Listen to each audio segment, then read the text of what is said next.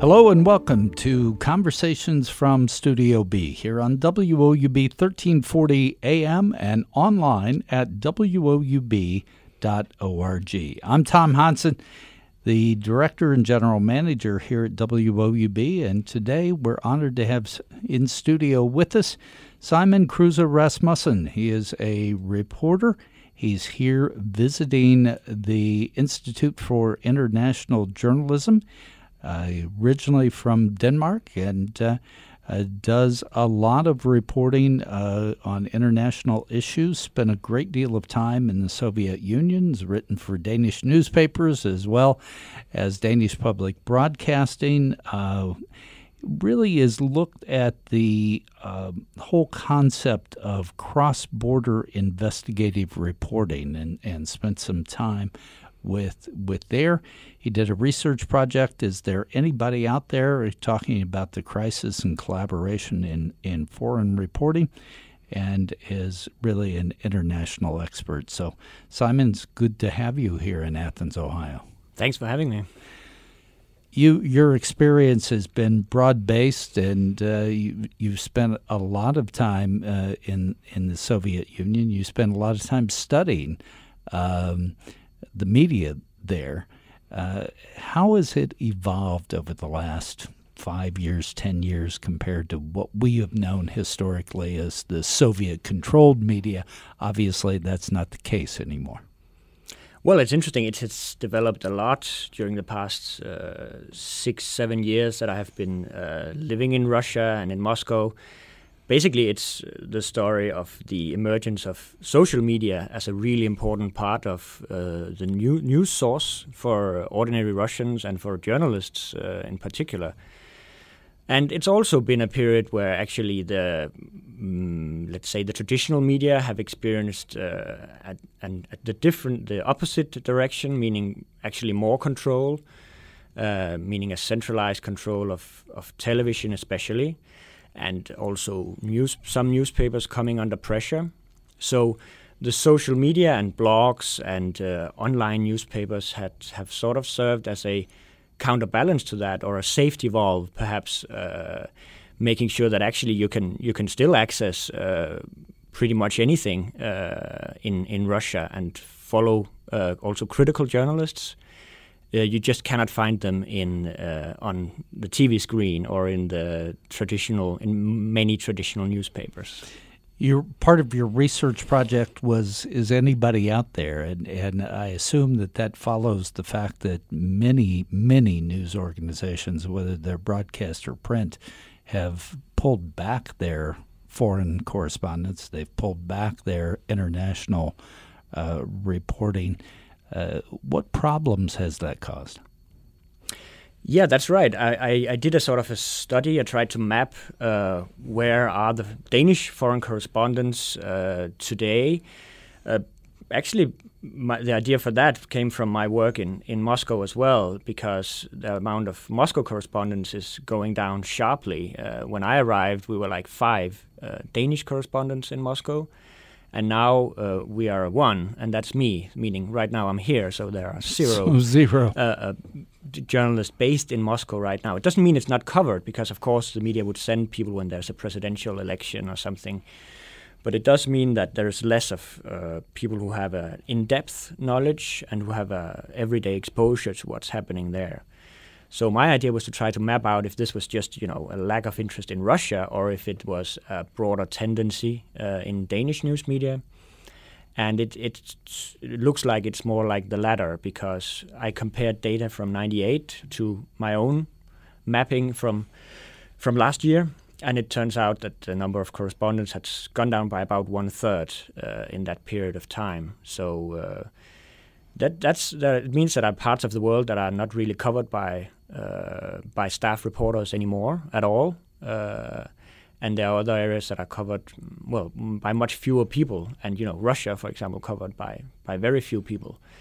So I think it has a big effect. It means more parachute journalism. It means that people are thrown down when something happens. Well, first of all, they're usually late, because when they are sent out, it's already happened. It's already over, or at least in process, right? Yeah, exactly. And But they come when you call a parachute journalist, and I know what you mean, but it's somebody who's dropped into a situation after a situation has already begun or perhaps over or in process, as we said, with little to no background on the particular area. They're just there to report that incident. Yeah, usually, most media will have some kind of person who is responsible for, who knows a little bit about Russia, so they're not totally blank. I'm not saying that.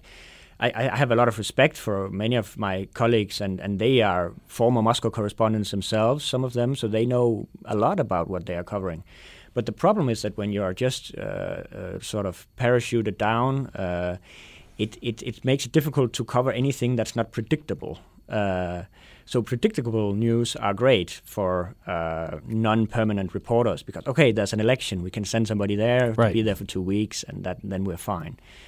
But then, like, for example, last time when there was a parliamentary election in Russia in December 2011, it looked like just another boring election. We already knew the results because that's sort of the political reality in Russia. And, okay, the Putin's ruling party is going to win a big victory. And so a lot of my colleagues came to cover that. It's important. We have to cover what's happening.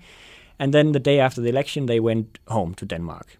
The interesting thing was that was when the real news began, because then street protests, basically the biggest street protests since the 90s, broke out.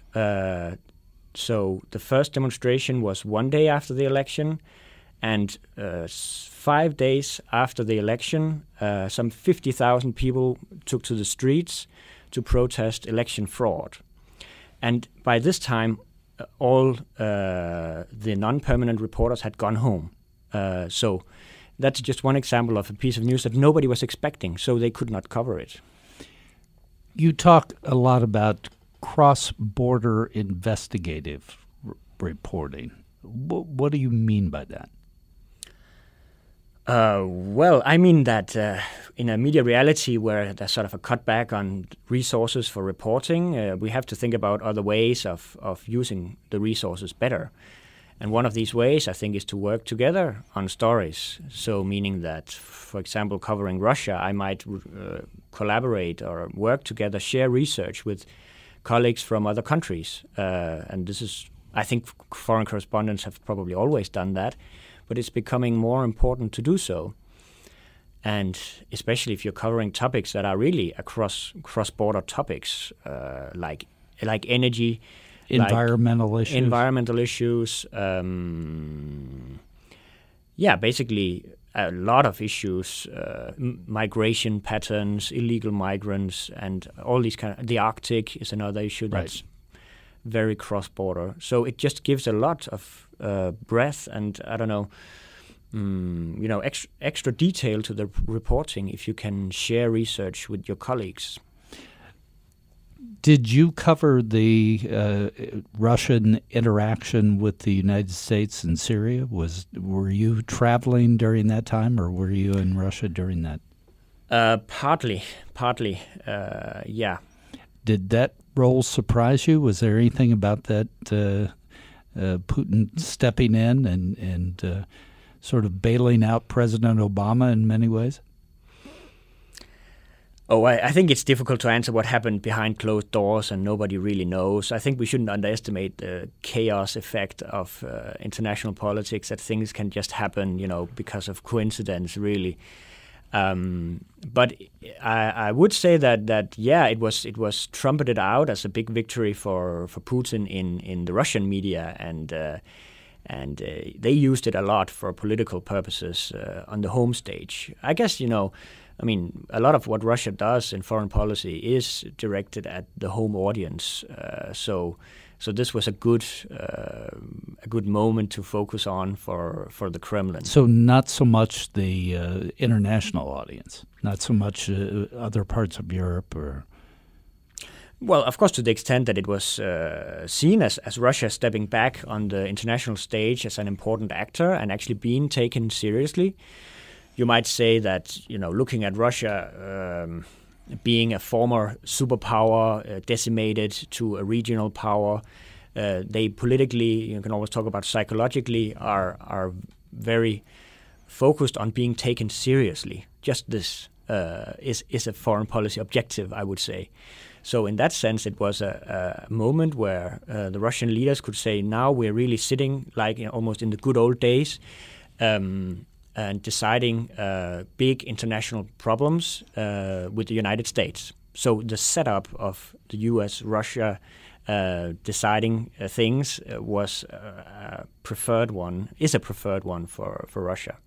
We're talking to Simon Kruse Rasmussen, a visiting reporter here visiting the Institute for International Journalism at Ohio University as part of his tour of the United States, which we'll get to in just a bit. Before we leave your experience in Russia, we in the United States see the media and the films of gay bashing in Russia. Several celebrities and internationally prominent people have refused to go to Russia as a result of this. Some threat to the Olympics. Can you talk about that dynamic and from a journalistic point of view, what are you seeing? Oh, it's a very polarized debate, I guess, because it is. The whole gay law noise came out of a sort of a conservative value push that was pushed through by the Kremlin in order for home domestic reasons, and I think that they were very surprised with the international reaction, that it was such a big reaction to something that they just thought was symbolic politics. And it has turned into a major international thing that they are now trying to sort of control somehow. I think it is. We're really talking about symbolic politics. But I guess it's important to understand that Russia is, many Russians, especially in the rural areas, are quite conservative, and they would, according to polls, they indeed support this law, a big majority of Russians. So it was a symbolic law, but it's also just a case of, it's a good case for the conservative forces in Russia to say, look, we are really different from the West. They are trying to impose something on us from the outside that we don't want.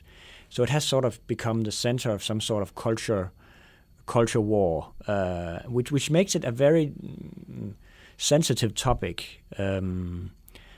Just the way that it's written about in Russian media is very different from the Western media, and it's a difficult issue now, because they are sort of caught in between those two understandings, which is a home audience understanding. The law was passed to make some sort of home statement, right, or domestic statement. Yeah, and now it's turned into an international statement, and it's a very big problem for the leadership and for Putin, because the Olympics are a hugely important event for Russia and for Putin as a prestige project, putting Russia back on the stage. Look, we're now not a poor country like in the 90s. We now have resources. We can pull off this big Olympic project.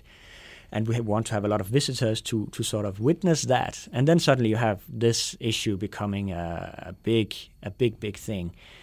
And they're sort of caught in their own political strategy, you might say. Social media, again, played a role in this issue. A lot of the films of beatings and other abuse came out of smartphones and video that was leaked out through social media. Oh, they did, yeah. I mean, that's part of almost any topic that comes up now, that you have everything is videoed and everything is live cast as it happens. And indeed, now, I mean, some of these quite horrible videos that came out were filmed by the perpetrators themselves, indeed. It's played a big role, and that's also what makes it. I mean, the social media factor, I guess, makes it, as I talked about earlier, less easy to control and more unpredictable, because these videos just spread. So, does that change your role as a foreign correspondent in a country? Now that you have this explosion of social media and you have videos out there and people making comment, does that force you, I guess, to go to writing more about context and and less about just covering an event?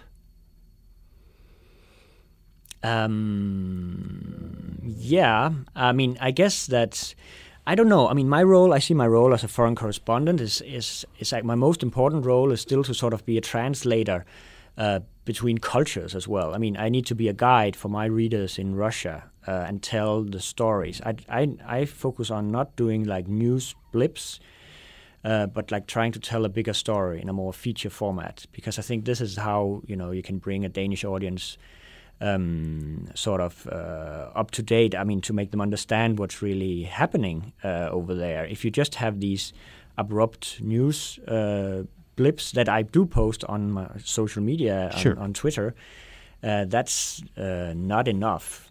And then also social media. I mean, they are in any country they are in Russian. What's happening on Russian social media. It doesn't really help a Danish audience to understand much.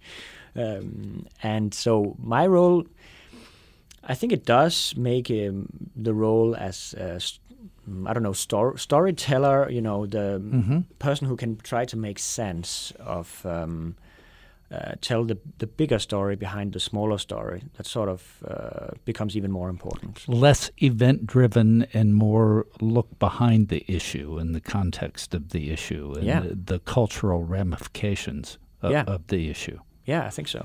Do you spend a lot of time as a foreign correspondent reporting on culture or cultural differences between countries? I do. I mean, there has been a lot of culture coming up in the recent events from Russia, from the Pussy Riot court case, and to the laws that we were just talking about. So yes, that has actually come up a lot, and it's become a political topic as well. But I guess there's also another angle to the culture thing, is that I think as a reporter, as a correspondent in Russia, you also have a responsibility not only to talk about politics, because, I don't know, I guess when it comes down to it, there's not a lot of positive political news coming out. Anywhere, probably. Maybe not.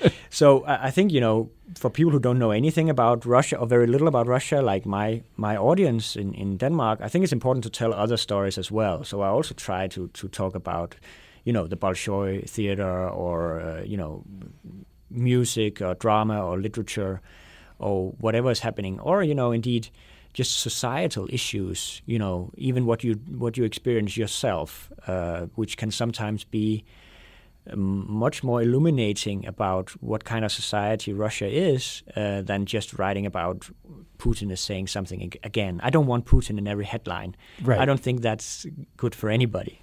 It's certainly not reflective of the country as a whole if you're there to report about the country. Exactly.